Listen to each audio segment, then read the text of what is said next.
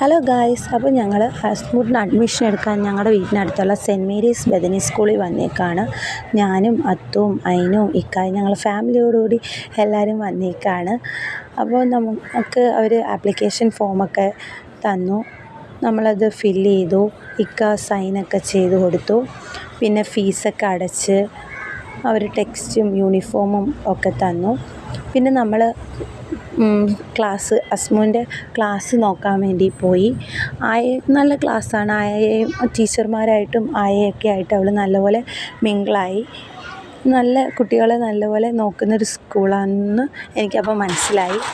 എന്തായാലും അവൾക്ക് ഇഷ്ടപ്പെട്ടു, അതോടൊപ്പം ഞങ്ങൾക്കും ഇഷ്ടപ്പെട്ടു.